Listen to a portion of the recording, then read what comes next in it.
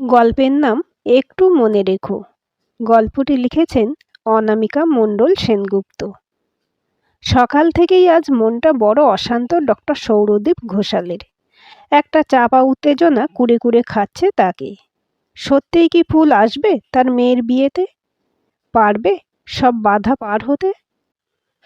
আজ ডক্টর সৌরদীপ ঘোষালের সুযোগ্য কন্যা অধ্যাপিকা পাপড়ি ঘোষালের বিয়ে। পাত্র অধ্যাপক।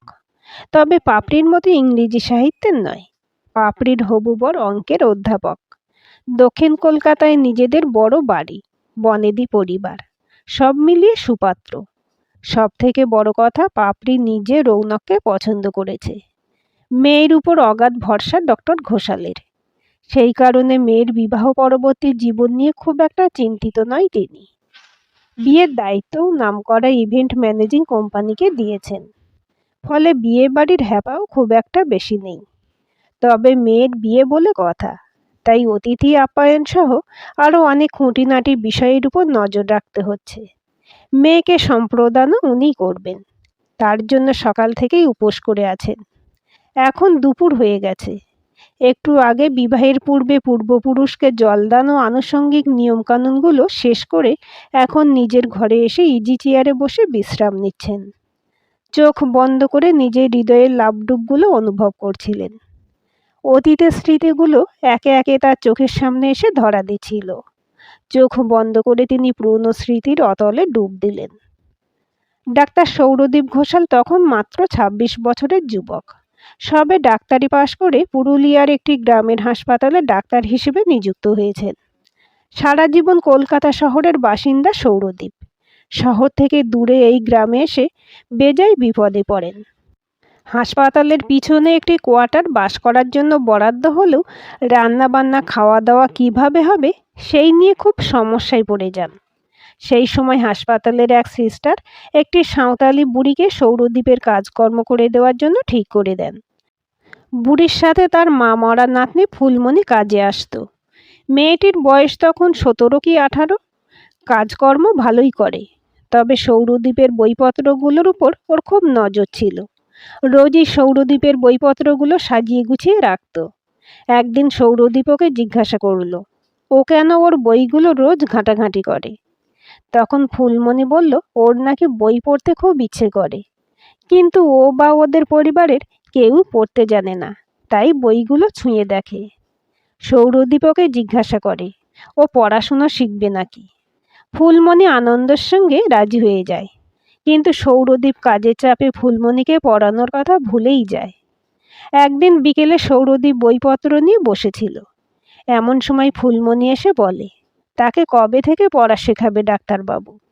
সৌরদীপ নিজের ভুলের জন্য লজ্জা পেয়ে যায়। তারপর থেকে সময় পেলেই ফুলমণিকে পড়াতে শুরু করে। তবে ফুলমণির পড়ানোর থেকে সৌরদীপের সাথে গল্প করাতেই আগ্রহ বেশি ছিল। সৌরদীপ স্বল্পভাষী হলেও ভালো লাগতো ফুলমণির উচ্ছল ঝর্ণার মতো চঞ্চলতা। তবে মাঝে মাঝে সৌরদীপ যখন কোনো বই পড়ে শোনাতো, তখন সে শান্ত হয়ে তার পড়া শুনত। ফুলমণির এই কখনো শান্ত আবার কখনো উচ্ছল স্বভাবে মুগ্ধ হতো সৌরদীপ। শহর থেকে পরিবারে থেকে দূরে এসে ফুলমণির সঙ্গ ভালো লাগতো সৌরদীপের। কাজ থাকুক কি না থাকুক, রোজই ফুলমণি সৌরদীপের কোয়ার্টারে আসতো। সৌরদীপও ফুলমণির জন্য অপেক্ষা করত। একদিন ফুলমণি এসে জিজ্ঞেস করে, ডাক্তারবাবু, আমি তো তোদের শহরের লোকের মতো সুন্দর নই, তাও তোর ভালো লাগে মোর সাথে কথা বলতে? সৌরদীপ অবাক হয়ে বলে, এ আবার কেমন কথা? আমি মানুষের ব্যবহার আর আচরণ দেখে কথা বলি। তোমার মনের সৌন্দর্য আমার ভালো লাগে ফুলমণি, তোমাকে আমার ভালোবাসতে ইচ্ছে করে। ফুলমণির লজ্জায় লাল হয়ে পালায়।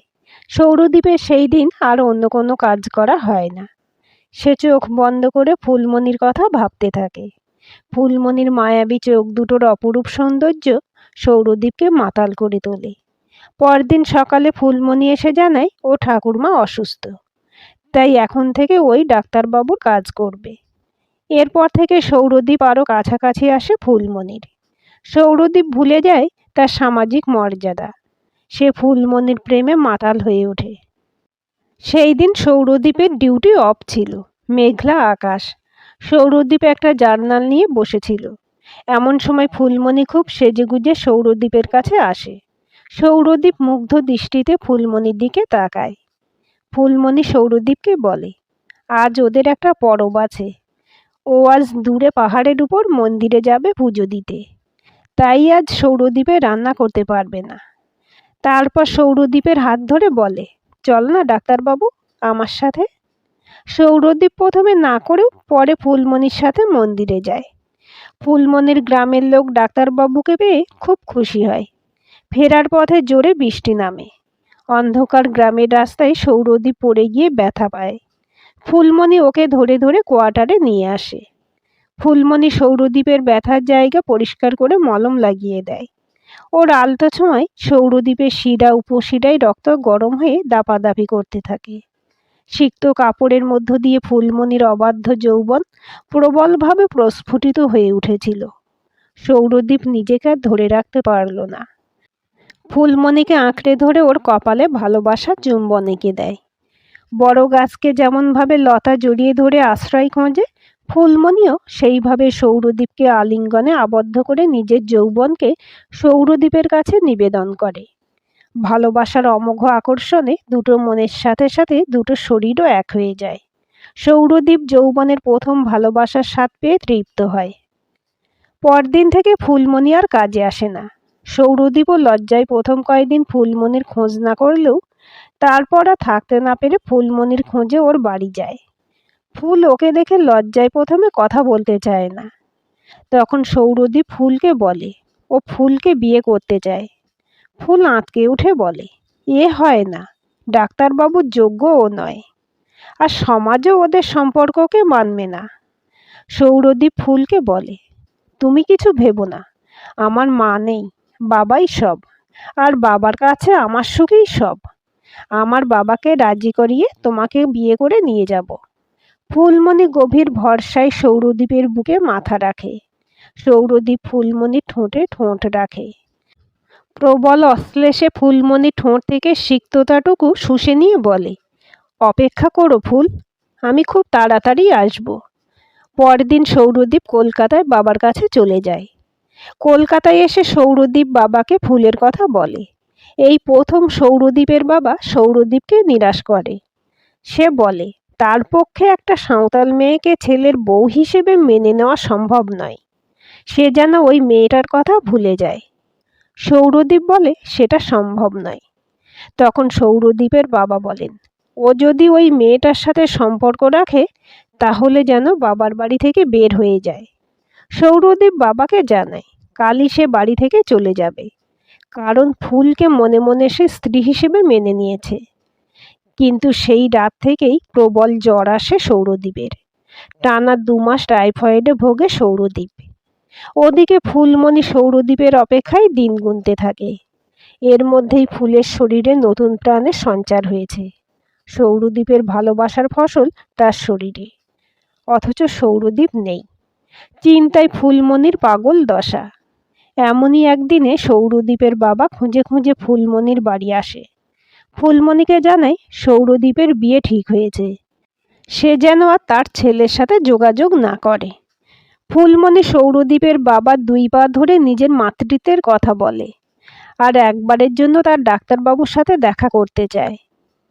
কিন্তু সৌরদ্বীপের বাবা ফুলের কথায় কর্ণপাত করে না। তারপর সৌরদ্বীপের বাবা ফুলমণির বাবার হাতে 1 বান্ডিল টাকা ধরিয়ে দিয়ে বলে, এই টাকা নিয়ে ওরা যেন অন্য কোথাও চলে যায়, ওদের কোনো খোঁজ যেন সৌরদ্বীপ আর না পায়। এরপর ফুলমণির বাবাও তার পরিবার নিয়ে অন্য জায়গায় চলে যায়। 3 মাস পরে সৌরদ্বীপ এসে ফুলমণির কোনো খোঁজ পায় না। তবে গ্রামের লোকের থেকে জানতে পারে ওর বাবা নাকি অনেক টাকা ফুলমণির বাবাকে দিয়েছে, তাই ফুলমণিরা এখান থেকে চলে গেছে। তবে কোথায় গেছে সেটা ওরা জানে না। ফুলমণি যে অন্তঃসত্ত্বা সে খবরও সৌরদ্বীপ পায়। এরপর সৌরদ্বীপ আর নিজের বাড়িতে ফিরে যায় না। এই ঘটনার পর কেটে গেছে 10টা বছর। সৌরদ্বীপের বাবাও মারা গেছেন। তবে বাবার হাজার অনুরোধেও সৌরদ্বীপ বিয়ে করেনি বা বাবার বাড়িতে ফিরে যায়নি। ডাক্তার হিসেবে ওর এখন ভালো নাম ডাক। তবে সে এখন উত্তরবঙ্গের এক হাসপাতালে ডাক্তারি করে। সেখানে একদিন একটা বছর দশেকের সাঁওতাল মেয়ে ভর্তি হয় অ্যাপেন্ডিক্সের পেন নিয়ে। মেয়েটিকে নিয়ে এসেছে তার মামা মামিরা। তবে মেয়েটিকে ঠিক সাঁওতালি বলে মনে হলো না সৌরদীপের, বরং ওর গৌরবর্ণ অবাকই করেছিল সৌরদীপকে। মুখের আদলেও নিজের সাথে মিল পেয়ে চমকে ওঠে সৌরদীপ। তবে কি এই মেয়েটি ওর আর ফুলের সন্তান? কিন্তু ফুল কোথায়? অপারেশন করার আগে মেয়েটির রক্ত পরীক্ষা করা হলে জানা যায় মেয়েটিরও সৌরদীপের মতো একই বিরল গ্রুপের রক্ত। সৌরদীপ ওর বাড়ির লোকের কাছে বাবার নাম জানতে চায়। ওরা জানায় ওর বাবা ওর জন্মের দায়ই নেয়নি, তাই তার নাম ওরা করতে চায় না। অসম্ভব ঘৃণা ফুটে ওঠে ওদের মুখে। সৌরদীপ আর কোনো কথা না বাড়িয়ে মেয়েটির অপারেশন করে। দুদিন পরে মেয়েটি যখন একটু ভালো, তখন শোনে মেয়েটির মা এসেছে। সৌরদীপের মনের মধ্যে উথাল পাতাল করতে থাকে। সে তাড়াতাড়ি মেয়েটির কাছে গিয়ে দেখে ফুল ওই মেয়েটিকে জড়িয়ে ধরে কাঁদছে। এতদিন পর ফুলকে দেখে সৌরদীপের বুকের রক্ত ছলকে ওঠে। কিন্তু ফুলমণি স্মৃতির সিঁদুর হাতের চুড়িতে ওর বিবাহিত জীবনের চিহ্ন দেখে সৌরদীপ বিমূঢ় হয়ে পড়ে। ফুলমণি সৌরদীপকে দেখে মাথা নিচু করে দাঁড়িয়ে থাকে। তারপর সৌরদীপকে জিজ্ঞাসা করে, তুই কেমন আছিস ডাক্তারবাবু? তোর বউ বাচ্চা কেমন আছে? সৌরদীপ বলে, আমি ভালো আছি, তবে আমি বিয়ে করিনি, তাই বউ বাচ্চা নেই। তোমার কথা বলো। ফুলমণি চমকে ওঠে, মৃদু গলায় বলে, তোর বাবা যে বলল তুই বিয়া করছিস? সৌরদীপ বলে, না, বাবা অনেকবার বলেছিল, আমি বিয়ে করিনি, আর উনিও মারা গেছেন। তোমার কথা বলো। তখন ফুলমণি বলল, সৌরদীপ চলে যাওয়ার পর সৌরদীপের বাবা ফুলমণির বাবাকে অনেক টাকা দিয়ে ওখান থেকে চলে যেতে বলে। তারপর ওরা ওখান থেকে বাঁকুড়াতে চলে আসে। ওখানেই ফুলমণির এই মেয়ে হয়। ফুলমণি ওর মেয়েকে নিয়েই বাকি জীবনটা কাটিয়ে দেবে ঠিক করেছিল। কিন্তু মেয়ের জন্মের 1 বছর পর ফুলমণির বাবার খুব শরীর খারাপ হয়। তখন ওর এখনের মরদ ফুলমণির বাবা চিকিৎসার খরচ দেয়। ফুলমণিকে অনেক সাহায্যও করে। তাই সে ফুলমণিকে ভালোবাসার কথা বললে ফুলমণি আর না করতে পারেনি। ফুলমণির পরিবারও চাইছিল ফুলমণি বিয়ে করুক। বিয়ের পর ফুলমণি মেয়েকে নিয়েই শ্বশুরঘর করতে গিয়েছিল, কিন্তু ওর মরদ বা শ্বশুরবাড়ির কেউই ওর মেয়েকে মেনে নেয়নি। তাই ও মেয়েকে দাদা বৌদির সংসারে রেখে গেছে। এখন ওদের সংসারে ওর মেয়ে অবহেলায় অনাদরে বড় হচ্ছে, আর ও মা হয়ে সব সহ্য করছে। মেয়েকে নিজের কাছে আনতেও পারছে না, আবার মেয়ের কাছে চলেও যেতে পারছে না, কারণ ওর আর মরদের 2টো ছেলে আছে। এই কথাগুলো বলে ফুলমণি কাঁদতে থাকে। সৌরদীপ ফুলমণিকে শান্ত করে বলে সে তার মেয়েকে নিজের কাছে নিয়ে যাবে। ফুলমণি যেন মন দিয়ে সংসার করে। ফুলমণি সৌরদীপের পায়ে মাথা ঠেকিয়ে নমস্কার করে চলে যায়। সৌরদীপও মেয়েকে নিজের বাড়িতে নিয়ে আসে। ফুলের মেয়ে বলে তার নাম রাখে পাঁপড়ি। পুরনো স্মৃতিতে মগ্ন হয়ে কখন যেন চোখের কোলে জল এসে গিয়েছিল ডক্টর ঘোষালের। এমন সময় তার বাড়ির বহুদিনের পুরনো কাজের লোক হরিদা এসে জানায় একজন আদিবাসী মহিলা ডাক্তারবাবুর সাথে দেখা করতে চাইছে। আজ ডাক্তারবাবু রুগী দেখবেন না বলাতেও শুনছে না। ডক্টর ঘোষাল তাড়াতাড়ি নিজের চোখের জল মুছে নিজেকে গুছিয়ে নেয়। হরিদাকে বলে ওই মহিলাকে ঘরে নিয়ে আসতে, আর পাঁপড়িকেও ওর ঘরে আসতে বলে। একটু পরে ফুলমণি এসে ডক্টর ঘোষালকে নমস্কার করে। এত বছর পর ফুলমণিকে দেখে ডক্টর ঘোষালের মনে ভালো লাগার আবেশ ছড়িয়ে পড়ে। ফুলের বয়স বেড়েছে, চুলে পাক ধরেছে, মুখে বলিরেখা এসেছে, কিন্তু ওর চোখের সারল্য একই আছে। ফুলমণি ডক্টর ঘোষালের দিকে মুগ্ধ দৃষ্টিতে তাকিয়ে বলে, তুই একই রকম সুন্দর আছিস ডাক্তারবাবু।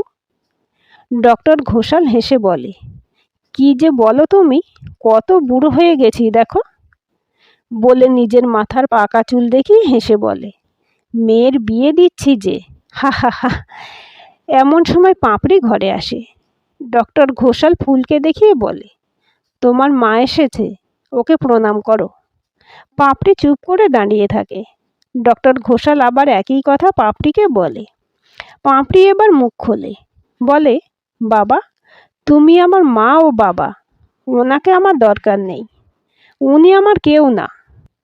আর উনি যখন আমাকে ফেলে রেখে সংসার করছেন, তখন আমারও আর ওনার আশীর্বাদের দরকার নেই। ডক্টর ঘোষাল পাপড়ির মাথায় হাত রেখে বলে, ছি মা, উনি তোমার মা, তাই ওনার সমালোচনা করো না।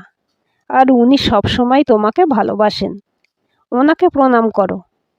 এবার আর পাপড়ি অবাধ্য হয় না, ফুলমণিকে গিয়ে নমস্কার করে। ফুল ও মেয়ের মাথায় হাত দিয়ে আশীর্বাদ করে। পাপড়ি মায়ের সাথে আর কোনো কথা না বাড়িয়ে ঘর থেকে বেরিয়ে যায়। ফুলমণি ডক্টর ঘোষালের সামনে এসে দাঁড়ায়। ডক্টর ঘোষালের হাতটা ধরে বলে, আমি বড় অভাগী রে ডাক্তারবাবু, কত মানুষ আর ওই পরীর মতো মেয়ের মা হয়েও তোদের থেকে দূরেই থাকতে হলো রে। আবার যদি জন্ম নিয়ে এই পৃথিবীতে আসি, তখন যেন তোর পায়ে একটু জায়গা পাই রে ডাক্তারবাবু, এই আশীর্বাদই কর। ফুলমণি চোখ দিয়ে অঝরে জল পড়তে থাকে। ডক্টর ঘোষাল ফুলমণির দিকে তাকিয়ে বলেন, আমার জন্য একই প্রার্থনা করো ফুল, আমিও যদি মানুষ হয়ে জন্মাই তো তোমাকে যেন নিজের করে পাই। ফুলমণি অবাক হয়ে বলে, তুই এইসব বিশ্বাস করিস? ডক্টর ঘোষাল বলেন, এতদিন করতাম না, কিন্তু আজ থেকে করব। তোমাকে যে আজও আমি বড় ভালোবাসি। ফুলমণি মাথা নিচু করে চোখের জল ফেলতে ফেলতে বলে, আমি কি করব বলে দে ডাক্তারবাবু। ডক্টর ঘোষালের মুখে একটা দুঃখ মেশানো হাসির রেখা ফুটে ওঠে। মৃদু স্বরে বললেন, ভালো থেকো ফুল। ফুলমণি মাথা নিচু করে ঘর থেকে বেরিয়ে যায়। ওর গমন পথের দিকে তাকিয়ে ডক্টর ঘোষাল মনে মনে বলল, আমাকে একটু মনে রেখো ফুল, একটু ভালোবেসো। আজকের গল্পটি কেমন লাগলো কমেন্ট করে জানাবেন। ভালো লাগলে লাইক, হাইপ, শেয়ার করবেন। আর চ্যানেলটি সাবস্ক্রাইব করে বেল আইকনটি ক্লিক করে রাখতে ভুলবেন না।